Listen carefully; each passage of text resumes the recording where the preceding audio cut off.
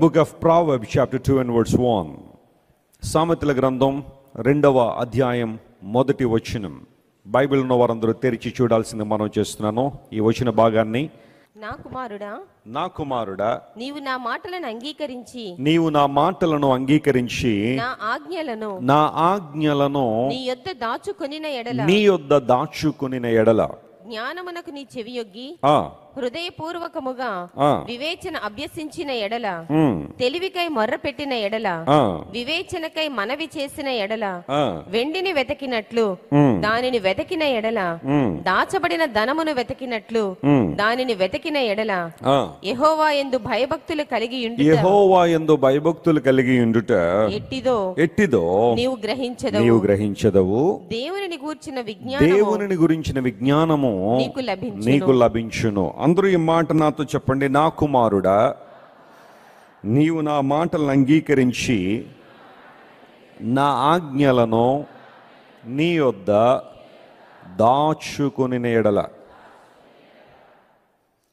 దాచుకోవడం ఎంతమందికి ఇష్టం? అందరికీ ఇష్టమే కదా. ఈ రోజుల్లో దొంగల బెడద బాగా పెరిగిపోయింది. అందరూ బట్టి దాచుకునే మార్గాలు మనుషులు అన్వేషిస్తున్నారు. మొన్న ఎవరో వాట్సాప్లో ఫోటో పంపించారు, కాసేపు నవ్వుకున్నాను. ఆ ఫోటో ఎలా ఉంటుందంటే, ఇద్దరు పెద్దవాళ్ళు, ఒక 70 సంవత్సరాలు ఉంటాయేమో ఇద్దరికి కూడా. ఆ ఇద్దరు కూడా వారి ఇంటి గేట్ దగ్గర నిలబడి ఒక చిన్న బోర్డు ఆ గేటుకి తగిలించారు. దాని మీద ఏముందంటే, బాబు ఇప్పటికే మా ఇంట్లో చాలా సార్లు దొంగతనాలు జరిగాయి, దయచేసి దొంగలకు విజ్ఞప్తి, కొంచెం గ్యాప్ ఇవ్వండి అని బోర్డు పెట్టారు. చెప్పండి, ఏమి ఇవ్వాలట? మరి ఇంత ఎక్కువ సార్లు మీరు దొంగతనం చేస్తున్నారు, మా ఇంటి మీద ఎవరో దండయాత్ర చేసినట్టు మా ఇంటి మీదకి వస్తున్నారు, దయచేసి దొంగలు కొంచెం గ్యాప్ ఇవ్వండి అని బోర్డు పెట్టాల్సిన పరిస్థితి వచ్చింది. ప్రపంచంలో దోచుకునే వాళ్ళు బయలుదేరారు కాబట్టే దాచుకోవడం అనే కాన్సెప్ట్ అనేది వస్తూ ఉండేది. జాన్ గెడ్డీ అనే ఒక దేవుని సేవకుడు అద్భుతమైన పరిచర్య చేశాడు. ఆయన పేరు జాన్ గ్యాడిస్ అని కూడా అంటారు. ఆయన సేవ చేసిన రోజుల్లోనట ఆ ఊరిలో ఎవరో ఇంటికి తాళాలు వేసుకునేవాళ్ళు కాదట, అసలు తలుపులు వేసేవాళ్ళు కాదట. ఎందుకోసం అంటే ప్రజల్లో ఉన్న మార్పును బట్టి, అక్కడ ఎవరు ఇతరులది ఆశించని పరిస్థితిని బట్టి ఎవరు ఇళ్ళకి తలుపులు తాళాలు ఇలాంటివన్నీ అవసరాలు వచ్చేవి కాదట. ఆ ఊరంతా కూడా చాలా ప్రశాంతంగా ఉండేదట. కానీ రాను రాను ప్రపంచంలో చాలా మార్పులు వచ్చేసాయి, భయంకరమైన పరిస్థితులు వస్తూ ఉన్నాయి. కాబట్టే దాచుకోవడం అనే మాట మనం వింటున్నాం. హైడింగ్ అనే మాట, రకరకాల ఉద్దేశాలు దానిలో ఉన్నాయనుకోండి. కొన్ని విషయాలు దాచుకోవడం కూడా మంచిదే. అయితే ఈ రోజుల్లో చాలామంది తమకున్న వాటిని దాచుకోవాలనే ప్రయత్నం చాలామంది చేస్తున్నారు. ఆయా సందర్భాల్లో ఇన్కమ్ ట్యాక్స్ వారు కొంతమంది వ్యాపారస్తుల మీద, కొంతమంది మీద దాడులు చేస్తున్నప్పుడు ఆ వ్యాపారస్తుల బిజినెస్ మెన్ ఏం చేస్తుంటారంటే తమకున్న వాటిని దాచడానికి ప్రయత్నం చేస్తారు. మనం ఒకసారి ఎక్కడో వార్తల్లో చదివాను, ఇన్కమ్ ట్యాక్స్ వారు రైడ్ చేసినప్పుడు ఒక ఆయన గుజరాత్లో తన ఇంటి బాత్రూమ్ టైల్స్ వెనకాల పెట్టేసారట. గోల్డ్ అంతా కూడా కొన్ని కేజీలు గోల్డ్, ఆ గోల్డ్ బార్స్ అన్ని కూడా పట్టుకెళ్ళి బాత్రూమ్ టైల్ వెనకాల దాచేస్తున్నాడట. వీళ్ళు ఇల్లంతా వెతికారు, సర్చ్ ఆపరేషన్ జరిగింది, ఇన్ఫర్మేషన్ అయితే ఉంది చాలా గోల్డ్ ఉందని, కానీ ఎక్కడ దొరకట్లేదని చెప్పి చివరిలో ఒక ఆఫీసర్ ఎందుకైనా మంచిది ఒకసారి బాత్రూమ్కి వెళ్ళి చూద్దామని చెప్పి అలా లోపలికి వెళ్ళిన తర్వాత ఒక టైల్ స్పెషల్గా కనబడుతుందట.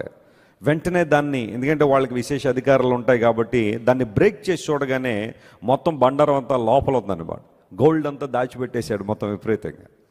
మనుష్యులు తమకున్న వాటిని దాచుకోవాలనే ఆలోచన చాలామంది కలిగి ఉన్నారు. అయితే ఇక్కడ సామెతల గ్రంథంలో దేవుడు మాట్లాడుతున్నాడు, నా కుమారుడా నీవు నా మాటలను అంగీకరించి నా ఆజ్ఞలను నీవు దాచుకొనిన ఎడల. ఆజ్ఞలు అన్న మాటకు హిబ్రూ పదం మిట్స్వా అనే పదం వాడబడింది. మిట్స్వా అంటే కమాండ్స్ ఆఫ్ గాడ్.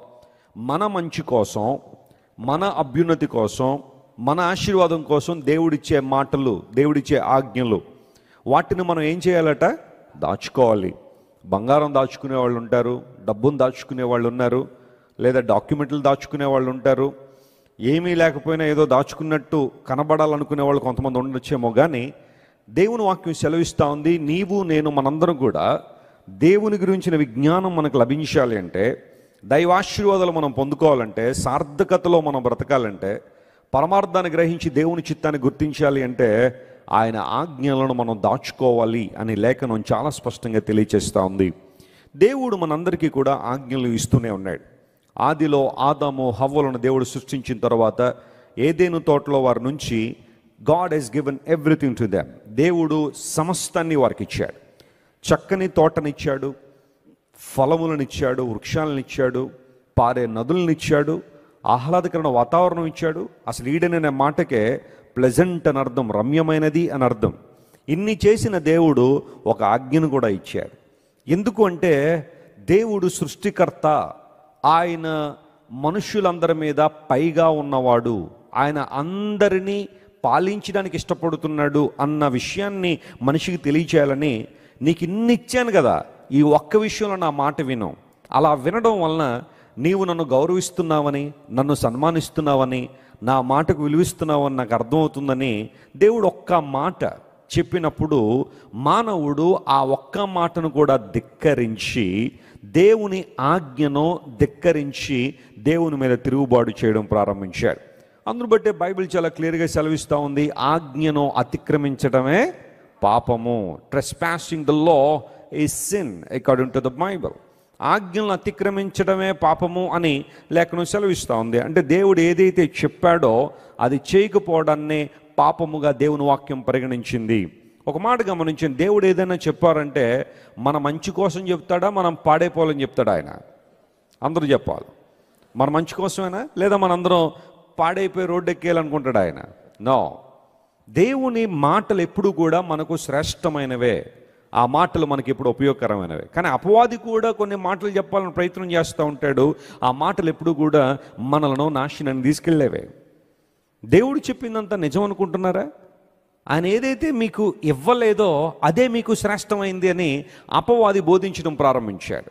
జాగ్రత్తగా గమనించండి, అపవాది మన జీవితాల్లో తీసుకొచ్చే శోధనంతా ఎప్పుడు ఎలా ఉంటుందంటే, ఏదైతే దేవుడు నీకు ఇవ్వలేదో అదే మంచిది, అందరూ బట్టే దేవుడు నీకు ఇవ్వట్లేదు, అందరూ బట్టే దేవుడు నీకు ఆశీర్వాదాన్ని ఇవ్వట్లేదు, నువ్వు దానికోసమే ప్రాకులాడాలి, నువ్వు దానికోసమే ప్రయాసపడాలి, నువ్వు దేవుడిని వదిలేసినా పర్లేదు, వాక్యాన్ని చదవకపోయినా పర్లేదు, ప్రార్థన చేయకపోయినా పర్లేదు, కానీ అదే నువ్వు ఏదైతే కోరుకున్నావో దాని వెంబడే నువ్వు పరిగెత్తేసాయి అని అపవాది కొన్ని సందర్భాల్లో నిన్ను శోధిస్తూ ఉంటాడు.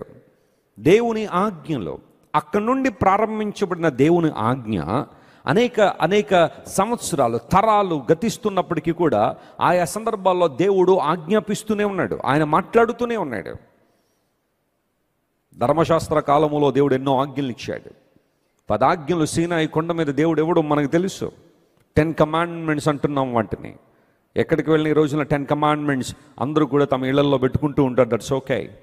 moral, civil and spiritual laws given by the Lord to the world. ప్రపంచానికి దేవుడు ఇచ్చిన నైతిక, ఆ తర్వాత నీతి సంబంధమైన ఆధ్యాత్మికమైన ఆజ్ఞలు దేవుడు ఇచ్చాడు.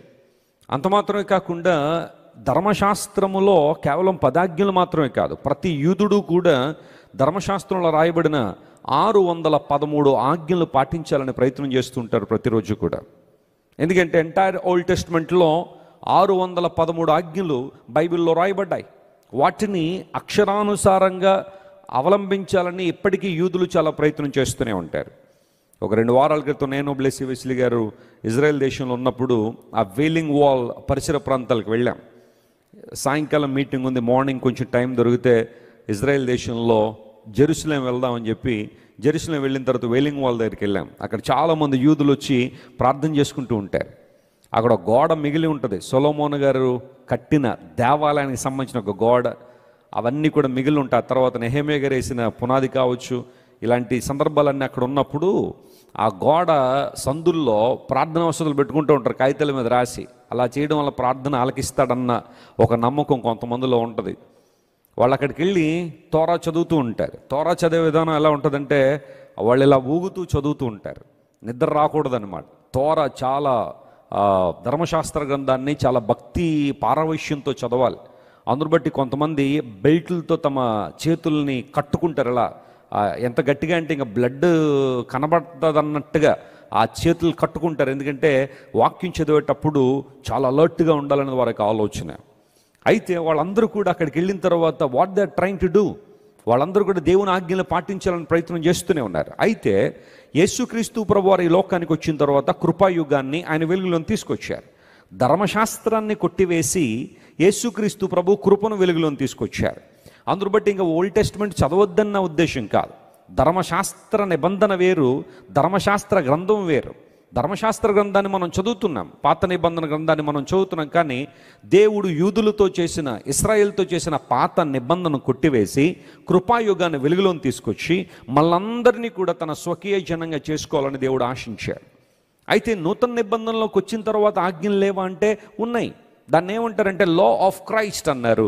దేవుడు మనకు చెప్పిన బోధ, ఆయన మనకిచ్చిన మాటలు, నిన్ను వలె నీ పొరుగు వారిని ప్రేమించుము అని బ్రతిమాలుతున్నానని దేవుడైతే అనలేదు.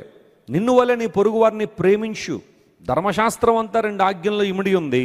వాటిని మీకు తెలియజేస్తానని యేసుప్రభు ఏమన్నారంటే, మొట్టమొదటిగా నీ దేవుణ్ణి ప్రేమించు, ఆ తర్వాత నిన్ను వలె నీ పొరుగు వారిని ప్రేమించు. Love your God with all your heart, mind and soul and love your neighbour as thyself. నిన్ను నువ్వు ఎలా ప్రేమించుకుంటున్నావో, నిన్ను ఎలా చక్కగా చూసుకోవాలని ఆశిస్తున్నావు, నీకు ఏది కావాలని తాపత్రయపడుతున్నావో, నిన్ను వల్ల నీ పొరుగు వారిని కూడా అలాగే ప్రేమించని యేసు ప్రభు చెప్పిన మాట. అది బ్రతిమాలడం అని అయితే నేను అనుకోవట్లేదు. That's a command given to mankind through Jesus Christ. యేసు ప్రభు ద్వారా మనకి ఇవ్వబడిన మాటలు.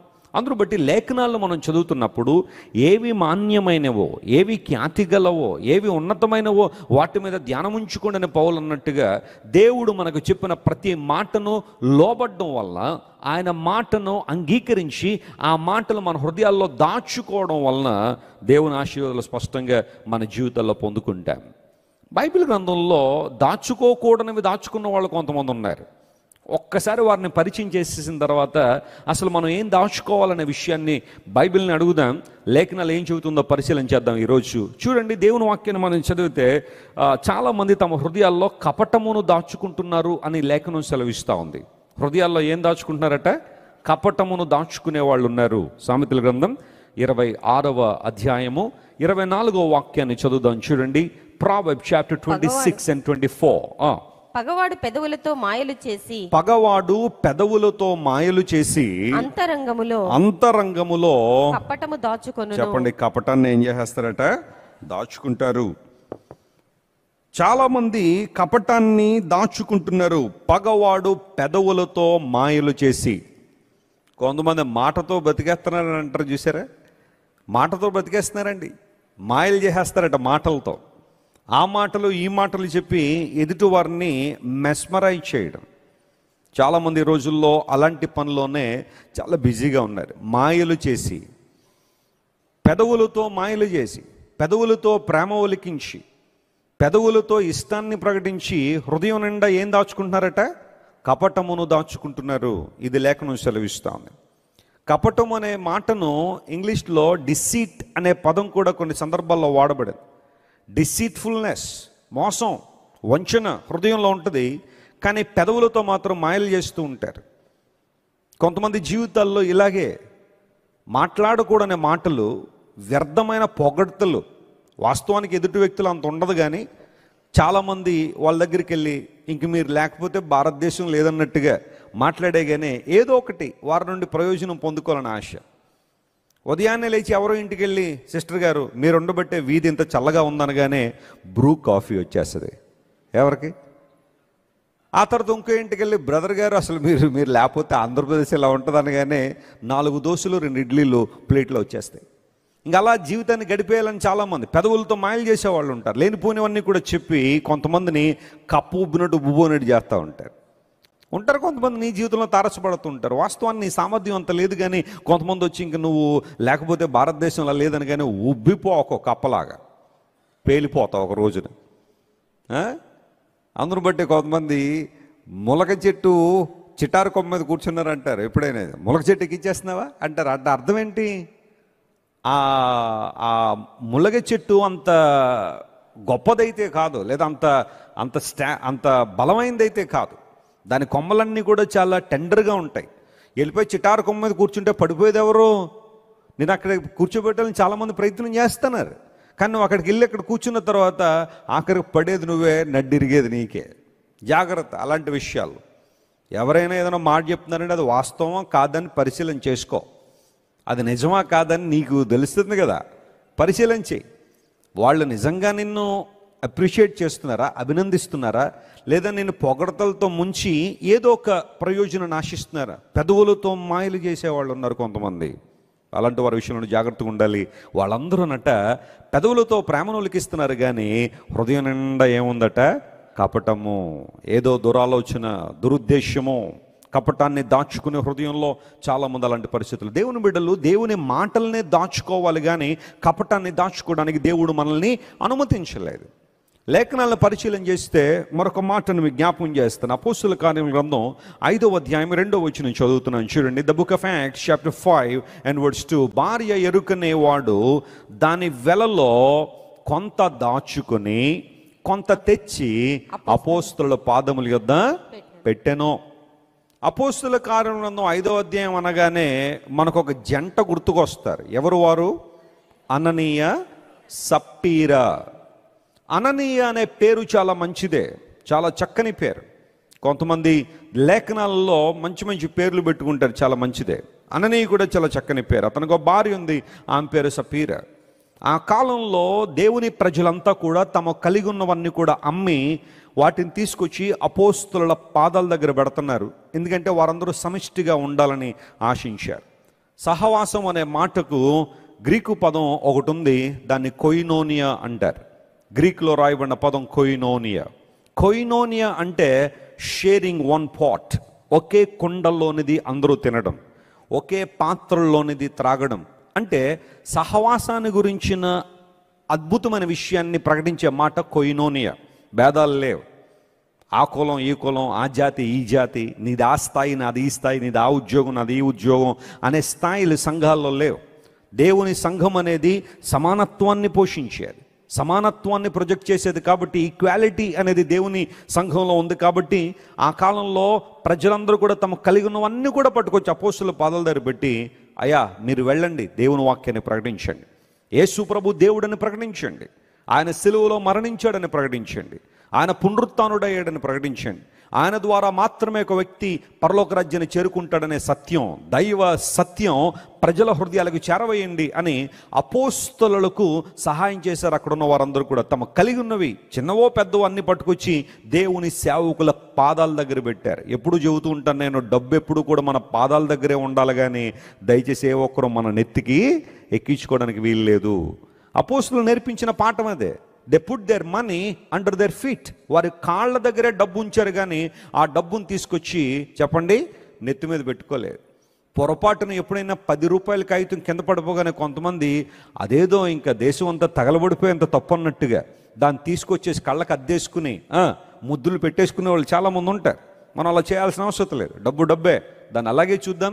అపోస్తుల పాదాల దగ్గర ఉన్నట్టుగానే డబ్బు పాదాల దగ్గర ఉండాలి, కానీ దయచేసి దాన్ని హృదయంలోకి ఆ తర్వాత తల మీదకి ఏ ఒక్కరు ఎక్కించుకోకండి. ఆ సందర్భంలో అందరూ కూడా తమ కలిగి ఉన్నవన్నీ కూడా అమ్మి తీసుకొస్తూ ఉంటే వీళ్ళు అనుకున్నారు, ఇదిగో అమ్మాయి మనకు ఒక పొలం ఉంది కదా, అమ్మేసి అపోస్తులకి ఇచ్చేద్దాం, సువార్త ప్రకటిస్తున్నారని చెప్పగానే ఇద్దరు ఓకే అనుకున్నారు. Wonderful decision, wonderful commitment. కానీ తీరా వెళ్ళిన తర్వాత బహుశా వారు 1,00,000 రూపాయలు వస్తుంది అనుకుంటే ఒక 5 లక్షలు వచ్చిందేమో, లేదా ఇంకొంచెం ఎక్కువే వచ్చిందేమో, అనుకున్న దానికన్నా ఎక్కువ రావడంతో ఇప్పుడు వారికి ఆశ పుట్టి తీర్మానాన్ని బ్రేక్ చేయడం ప్రారంభించారు. కమిట్మెంట్ ఏదైతే తీసుకున్నారో దేవుని దగ్గర దాన్ని బ్రేక్ చేసి, ఇప్పుడు మనం ఎంత అమ్మేమో పేతురు గారికి ఏం తెలుస్తుందిలే, ఇంతే వచ్చిందని చెప్పి కొంత దాచుకుని కొంత పట్టుకెళ్ళి ఇచ్చేద్దాం. ఏముంది, పేతురు గారు రోజు మన చుట్టూ తిరిగేవాడే కదా, మన చుట్టూ మన కళ్ళ ముందు ఉండేవాడు కదా. ఆ వాస్తవానికి ఒక్కొక్కప్పుడు జాలరతను చేపలు పట్టుకునేవాడు. ఇప్పుడు ఏదో యేసుప్రభు పిలిచి అపోస్తలుడిగా అతను నియమించాడు కాబట్టి ఏముందిలే చిన్న అబద్ధం ఆడేద్దామని చెప్పి ఇద్దరు ప్లాన్ చేసుకుని అబద్ధాలు ఆడేశారు. ఆ తర్వాత ఇద్దరూ కూడా తమ ప్రాణాలు ఏం చేశారు చెప్పండి, పోగొట్టేసుకున్నారు. పేతురు అక్కడ ఉపయోగించిన మాట ఏంటో తెలుసా, మీరు పరిశుద్ధాత్మను ఏం చేశారు, మీరు మోసం చేశారు అనే మాట అక్కడ వాడాడు. నువ్వు ఏదైనా తీర్మానం దేవుని సన్నిధిలో చేసుకున్నావు అంటే దాన్ని కట్టుబడి ఉంటున్నావా, లేదా బ్రేక్ చేసేస్తున్నావా ఏదో ప్రయోజనాన్ని బట్టి? ప్రభువా ప్రతి ఆదివారం నీ సన్నిధికి వస్తాను ఆయన, ఇంక 2023 చూడు ప్రభువా, అందరికన్నా ముందు నేనే అని బహుశా నువ్వు ప్రమాణం చేసి ఉండొచ్చు, కానీ నిలబెట్టుకుంటున్నావా అనేది ప్రశ్నించుకోవాలి. దేవుని కోసం నువ్వు ఇచ్చే విధానంలో కానీ, లేదా దేవుని కోసం నువ్వు వాడబడే విధానంలో కానీ, ఆయన సన్నిధిలో నీకు శ్రమ వచ్చినప్పుడు నువ్వు చేస్తున్న మొక్కుబడులు కానీ, లేదా తీర్మానాలు ఏవైతే ఉన్నాయో, శ్రమ తీరిపోయిన తర్వాత నువ్వు వాటిని నిలబెట్టుకునే పరిస్థితి నీలో ఉందా? జాగ్రత్త గమనించండి ప్రియులారా. దేవుడు మాట్లాడడం ప్రారంభించాడు. నేను యవ్వన కాలంలో ఉన్నప్పుడు ఒక మీటింగ్కి వెళ్ళిన తర్వాత అక్కడ నాకు అప్పుడు సంపాదన ఏదైతే ఏమీ లేదు, ఇంకా చదువుకుంటున్నాను నేను, కానీ బాగా తీవ్రంగా ఇన్స్పైర్ అయ్యాను. నేను ఇన్స్పైర్ అయ్యి వారికి నెలకు ఒక 50 రూపాయలు పంపించాలని అప్పుడు ఆ టైంలో నిర్ణయం తీసుకుని ఒక ప్లెడ్జ్, ఒక కమిట్మెంట్ ఇచ్చాను. కొన్ని నెలలు పంపించాను ప్రయాసతో. ఏదో మా అమ్మగారిని అడుగో, మా నాన్నగారిని అడుగో, లేదా మా అమ్మమ్మ మాకు ఇచ్చే పాకెట్ మనీ ఏదైతే ఉందో ఏదో విధంగా వాటితో పంపించగలిగిన తర్వాత పంపించలేక 2-3 నెలల గ్యాప్ వచ్చేసరికి ఇంక దాన్ని అలా మర్చిపోయాను. ఒకరోజు ప్రార్థన చేస్తుంటే ప్రభు ప్రేరేపణ ఇస్తూ ఉన్నాడు. నువ్వు ఆ రోజున ఒక పరిచర్యకు ఒక 50 రూపాయలు, అది ఎంత ఎక్కువ కాకపోవచ్చు కానీ, are you keeping that word, ఆ మాట నువ్వు నిలబెట్టుకుంటున్నావా అని పరిశుద్ధాత్మ దేవుడు ఎప్పుడైతే ప్రేరణ ఇచ్చాడో అప్పటికి కొంచెం దేవుడు నన్ను సమృద్ధిలో తీసుకొస్తా ఉన్నాడు, చేతిని నింపుతా ఉన్నాడు. ఆ రోజు నేను ఏదే రోజైతే నిర్ణయం తీసుకున్నానో ఆ రోజు నుండి క్యాలిక్యులేట్ చేసి, నా అనుభవం చెప్తున్నాను మీకు, ఆ రోజు నుండి క్యాల్కులేట్ చేసి నెలకి ఇంత చొప్పు నేను ఇవ్వాలనుకుని ఇప్పటికి ఎన్ని నెలలు అయింది, అది ఎంత వచ్చింది అనేది క్యాల్కులేట్ చేసి నా చెక్ బుక్ తీసి దానిలో ఆ అమౌంట్కి ఇంకొంచెం డబుల్లో ట్రిపుల్లో యాడ్ చేశాను. చాలా ఎక్కువ యాడ్ చేసి వెంటనే ఒక చిన్న లెటర్ రాసి ఇలా జరిగింది పరిస్థితి, ప్లీజ్ యాక్సెప్ట్ దిస్ ఆఫరింగ్ అని చెప్పి ఆ సంస్థకి ఆ ఆఫరింగ్ పంపించేశాను నేను. ఎందుకోసం అంటే నేను నిబంధన చేసుకున్నది ఆ సంస్థతో కాదు, లేదా ఆ పరిచర్యతో కాదు, నా నిబంధన దేవునితో నిబంధన చేశాను నేను. కొన్ని పరిస్థితులను బట్టి బహుశా నేను నెరవేర్చలేనప్పుడు పరిశుద్ధాత్మ దేవుడు ఎప్పుడైతే తిరిగి జ్ఞప్తికి తీసుకొచ్చారో, జ్ఞాపకానికి తీసుకొచ్చారో, ఖచ్చితంగా ఆ మాటకు లోబడినప్పుడు దేవుడు విశాలమైన ద్వారాలు నా కోసం తెరవడం ప్రారంభించాడు. హల్లెలూయా. 2 భార్యాభర్తలు కూడా వారికి తెలిసే వారు అబద్ధం ఆడేశారు దేవునితో. పేతురుతో అబద్ధం ఆడుతున్నాం అనుకున్నారు, కానీ సాక్షాత్తు పేతురు అన్నాడు, మీరు పరిశుద్ధాత్మను ఏం చేశారు, మీరు మోసం చేశారు. సేవకులతో కొంతమంది చిన్న అబద్ధాలు ఆడేస్తూ ఉంటారు. అమ్మా దేవుని మందిరానికి రాలేదమ్మా అంటే, మీకు తెలియదండి వెస్లీ గారు మా పరిస్థితులన్నీ అంటారు చాలామంది. ఏంటి ఆ పరిస్థితులు అంటే, అక్కడ లోక సంబంధమైన ఉద్దేశం ఏదో ఉంది, కానీ దాన్ని కవర్ చేసుకోవడానికి వేరే కారణం ఏదో చెప్పేద్దాంలే, ఎందుకంటే రోజు మన కళ్ళ ముందు ఉండే సేవకులే కదా అని కొంతమంది అనుకోవచ్చు. కానీ దేవుని సేవకులతో అబద్ధం ఆడడం అనేది పరిశుద్ధాత్మను మోసం చేయడం అన్నాడు. ఎందుకోసం అంటే దేవుడు ఏదైనా ఒక మాటని తెలియచేసినప్పుడు నీ హృదయాన్ని తెరిచి ఉన్నట్టుగా నువ్వు మాట్లాడగలిగితే, వాస్తవాన్ని నువ్వు చెప్పగలిగితే అంతకన్నా ఆశీర్వాదం మరొకటి లేదు. నాకు ఇలా అనిపిస్తుంది. అననీయ సప్పీరాలు పేతురు గారి దగ్గరికి వచ్చి, పేతురు గారు కొంచెం పర్సనల్గా మాట్లాడాలి మీతో, ఇలా రండి అని చెప్పి దగ్గరికి తీసుకెళ్ళి, అయ్యా మేము ఇద్దాం అనుకున్నాము, కానీ పొలం మరి మేము అనుకున్న దానికన్నా చాలా ఎక్కువ వచ్చింది, అందులో ఇంత ఇద్దాం అనుకుంటున్నాం, మిగతాది కొంచెం మా పిల్లలు లేకపోతే మా కుటుంబం మా బంధువులు ఎవరు ఉన్నారు వాళ్ళు కూడా కొంచెం ఆశపడుతున్నారు, మీరేమంటారు అని అడిగి ఆ పని చేసి ఉంటే చాలా బాగుండేది. కానీ ఏముందిలే అని చెప్పి దాచిపెట్టిన అనుభవం వారిలో ఉంది. దాచకూడని వాటిని దాచిపెట్టారు వాళ్ళు. దేవుడేమో నా మాటలను దాచుకోండి, నా ఆజ్ఞలు మీ హృదయాల్లో దాచుకోండి అంటే, వీరు దాచకూడని దాన్ని దాచిపెట్టారు. ఆ తర్వాత పరిస్థితి కొంచెం భయకంపితంగానే ఉంటుంది. ఇది నూతన నిబంధన కాలంలో జరిగిన పరిస్థితే. ఇది పాత నిబంధనలో కాదు జరిగింది. దేవునితో వ్యవహరించడం సున్నితమైన అంశం. చాలా జాగ్రత్తగా పరిశీలనలోకి మనం తీసుకురావాలి. గెహాజీ కూడా అలాంటి పనే చేశాడు. పాత నిబంధనలో రాజుల 2వ గ్రంథం 5వ అధ్యాయం 24వ వచనం మనం చదివితే, గెహాజీ అనబడే ఎలీషా సేవకుడు, అతడు చేసిన పని కూడా లేఖనాల్లో దాచిపెట్టుట అనే మాటను నేను జ్ఞాపకం చేస్తాను మీకు. ఆ మాట అక్కడ మీరు చూస్తారు. మెట్ల దగ్గరకు వారు రాగానే వారి యొద్ద నుండి గెహాజీ వాటిని తీసుకుని ఇంటిలో దాచి, ఎక్కడ దాచాడట? ఇంటిలో దాచి. Gehazi, are you suppose to hide them? వాటిని దాచిపెట్టడానికి నీకు అర్హత ఉందా, యోగ్యత ఉందా? దేవుడు అవకాశం ఇచ్చాడా, లేదా దేవుడు చెప్పాడా దాచిపెట్టమని? నో. గెహాజీ మెట్ల దగ్గరికి వచ్చి ఇంటిలో దాచిపెట్టేసి ఏమీ తెలియనట్టుగా ఎలీషా గారి ముందు నిలబడ్డాడు. ఎలీషా అప్పటికి అడిగాడు, ఒక అవకాశం ఇచ్చాడు. బాబు గెహాజీ ఎక్కడికి వెళ్ళొచ్చావు? ఆ మాట వినగానే ఎలీషా గారు ఎప్పుడు అడగని ప్రశ్న ఇప్పుడు అడిగాడేంటి? Why Elisha posed a unique question to me? ఎప్పుడు అడగని ప్రశ్న ఇప్పుడు అడిగాడంటే, ఏదో ఆయనకి ఆత్మలో దేవుడు గ్రహింపు తీసుకొచ్చాడు అన్ని ఆలోచన గెహాజీ రాకుండా ఒక క్లీన్ లాయ్, ఒక అబద్ధాన్ని చెప్పేద్దాం దేవుని సేవకుని చెప్పి గెహాజీ అన్నాడు, నీ దాసుడిని నేను ఎక్కడికి. మళ్ళీ ఎంత రెస్పెక్టో. ఎవరట? మరి నువ్వు ఎలీషా దాసుడువా? నిజంగా ఎలీషా దాసుడు అయితే ఆయన ఆజ్ఞ లేకుండా ఇల్లు దాటుతావా? నువ్వు నయమాన్ వెనకాల బరిగెడతావా? అబద్ధం చెప్పి తెచ్చుకుంటావా? ఆ వస్త్రాలు వెండి ఎలీషా గారు ఇవ్వలేరా నీకు? ఆ తర్వాత వచనాలు కానీ లేదా అంతకు ముందు పరిస్థితిని మనం చూస్తే ఎలీషాను దేవుడు చాలా బలంగా వాడుకున్నాడు. ఎంత బలంగా అంటే చనిపోయిన వ్యక్తిని కూడా ఎలీషా లేపగలిగాడు. స్తోత్రం చెప్పండి, హల్లెలూయా. ఒక విధవరాలు ఇబ్బందుల్లో ఉంటే వారి ఇబ్బందుల నుండి బయటేసాడు ఎలీషా గారు. ఎన్నో అద్భుతాలు, ఎన్నో సూచక క్రియలు, ఆశ్చర్యకరాలు ప్రభు జరిగిస్తూ ఉంటే ఆ మాత్రం వెండి, ఆ మాత్రం వస్త్రాలు ఎలీషా గారు నీకు ఇవ్వలేరా? నీ ఉద్దేశం ఏంటి? అసలు నువ్వు ఎందుకు వచ్చావు ఎలీషా దగ్గరికి? ఏం చేయాలని దేవుని సేవకుని దగ్గరికి వచ్చావు? గెహాజీ దేహం అయితే దేవుని సేవకుని దగ్గర ఉంది, కానీ హృదయం అంతా దేని మీద ఉంది? డబ్బు సంపాదన మీద ఉంది. హృదయం అంతా వెండి ఎక్కడ దొరుకుద్దా, ఒలివ తోటలు ఎక్కడ దొరుకుతాయా, అంజురపు తోటలు ఎక్కడ దొరుకుతాయా, అవి ఎక్కడ దొరుకుతాయి, ఇవి ఎక్కడ దొరుకుతాయి. ఉన్నది మాత్రం ఎలీషా గారి దగ్గరే. One of the most powerful men of God in the old testament Elisha. ఆయన దగ్గర ఉన్నాడు, కానీ అతని హృదయం అంతా కూడా ఎక్కడుంది?